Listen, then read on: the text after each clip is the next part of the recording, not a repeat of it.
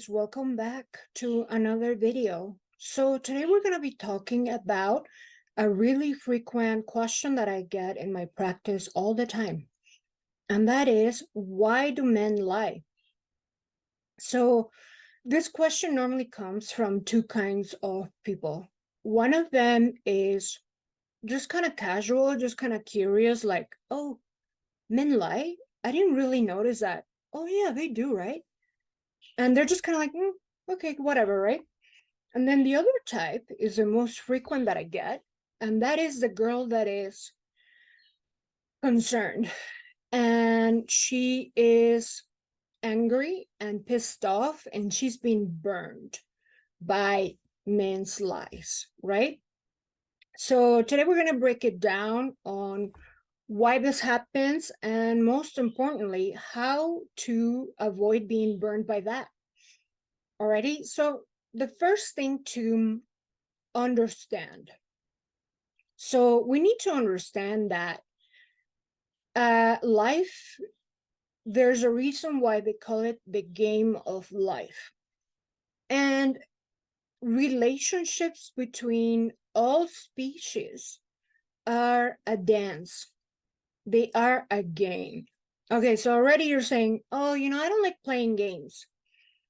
Well, the fact that you don't like playing games is the very reason why you have been burned by men's lies. Okay? Because the secret to success between men and women is to learn how to dance, to learn how to play with each other.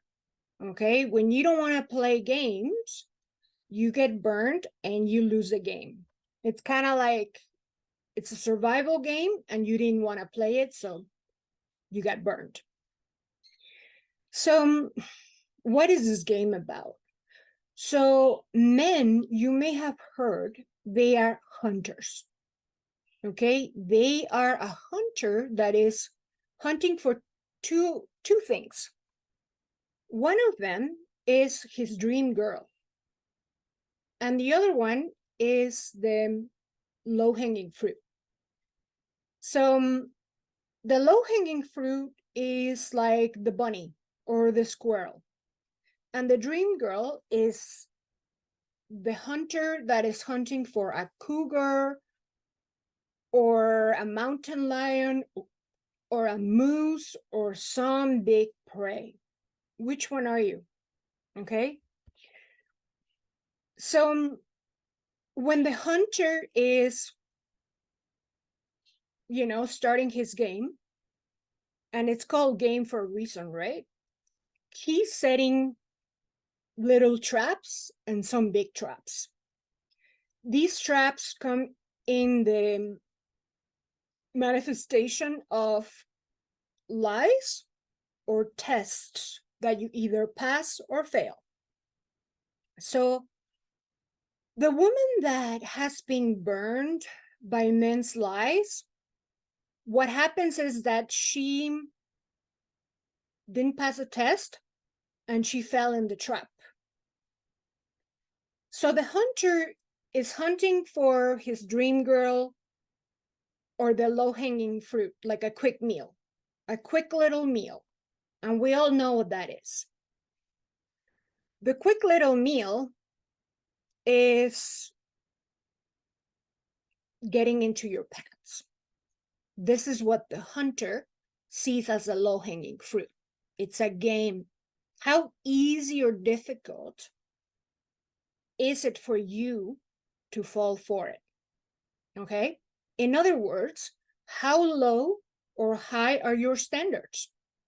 In other words, how much do you value yourself, what you have to give? Okay? So when the hunter lays a little trap and you fell for it, and the women that have been burned by this, it means that they gave something they shouldn't have been giving. Okay? So for someone that didn't give anything they shouldn't have been giving, be it attention, be it your presence, be it anything, Okay? When you gave something you shouldn't have given is when you were burned. Like those lies or those traps, they don't affect you when you don't play around it. So the traps that the hunters set, they wouldn't be a concern to you if you didn't go step in them. It wouldn't be a concern to you if you're not overgiving. And when I say overgiving, a lot of women start saying, "Oh, I'm so kind. I give so much." No, no, no. I don't know if it's about kindness, but here what's going on is that you're stepping on those traps. You are giving things to people that don't deserve it. And I'm going to talk about the biggest example out there in my practice and, with a lot of the things that we see out there. So you gave your life for 2 years to a man. Okay. So you moved in with this man. He told you he loved you, that you were the love of his life, and that he was so committed and all about you. You move in with him. A year passes, 2 year pass, 3, 4, 5. You've heard it all. And then you're like, when is he going to propose? He lied to me. Or, you had a child with him and you're like, oh, he lied to me. Like he said he wanted everything with me and he never married me. Well, why did you give wife benefits to some random that promised you something? Okay. Or like, you're like, he was committed to me, but in the end, he met someone else and he dumped me and he married this other girl within 3 months. Because commitment, it's not a word. Commitment is not me, a guy telling you, oh, you're the love of my life. Let's be exclusive, you and me. That's not commitment. A word is not commitment. Commitment means when a man wants to pledge, like verbally and doingly, his assets to you. He's pledging his net worth, his assets, everything he has. He's telling you he wants to share it with you for the rest of his life. And that means an engagement and a wedding date. If you don't believe in marriage, that's a topic for another day. But then don't go around crying when he met someone whom he married the next day. Because you know what? Men, they do dream of finding their love of their life. They do dream of finding the dream woman who he can protect and provide for. The woman that he can buy gifts. The woman that he can put on his insurance. The woman who will bear his children. Okay? So let's give another example. So you met someone and he told you you're the most amazing girl that he's ever met. You're like someone else. And you're so carried away by the moment. And he tells you, hey, do you want to go back to my place? I'm going to share with you the most expensive wine I have from France. Or I'm going to make you the most amazing meal. And you're like the coolest girl I've ever met. You're the most special girl I've ever met. You go to his place and you give this stuff that you shouldn't be giving to just a random. Okay? I don't care how long you've known him for. He's just a guy out there. So he got what he wanted from you, because at that point that could very likely be all he wants from you at that point. easy prey. The easy bunny, he already ate it. The low-hanging fruit is past his throat and past you. So you're like, he lied to me. He told me I was the most special girl he ever met. Why he did that? It wouldn't be a concern to you if you hadn't like been an easy prey. Okay?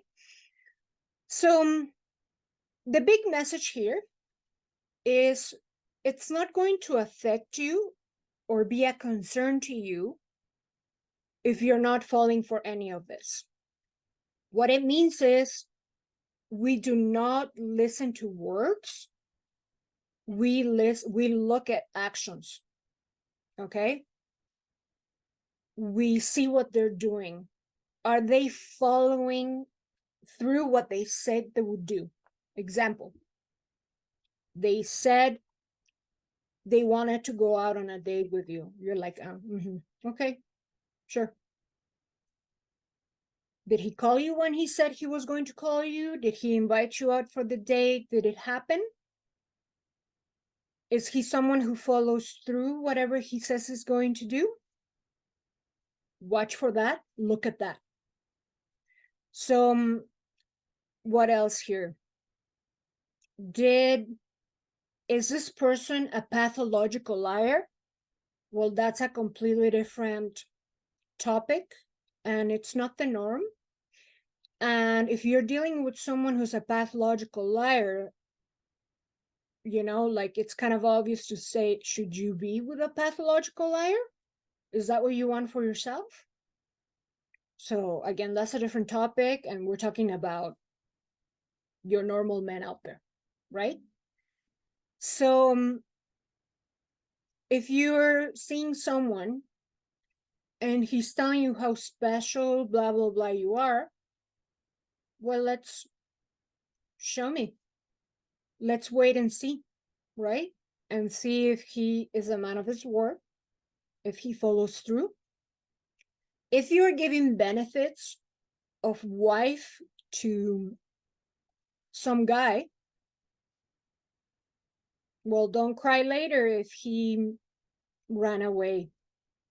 Don't say that he lied, because in the game of hunting, they'll tell you exactly what you want to hear and what you need to hear for them to get what they want. If you're someone who doesn't fall for the little traps, okay, if you're not a little rodent or a little squirrel bunny falling in these little traps, all of a sudden you're a bigger prey. All of a sudden you're a moose, a cougar, who's not falling for any of that. So which one are you? Are you the little bunny that is low-hanging fruit to trap? Or are you the ultimate catch? What kind of catch are you? What's your value? Are you the ultimate game or prey or prize that the most experienced hunters want and could get? So what are your standards? What is it that it takes to give to a man? Does it take a little dinner, or does it take real commitment for you to give yourself? So to recap, ladies, this is not going to be a concern to you if you're not giving things you shouldn't be giving to random guys. Random means a guy that is not your fiance or your husband. He's random until he has committed to you. If he's not committed to you, then should you be giving all these things? That's entirely up to you. And for you to play the game, don't listen to what a guy has to say.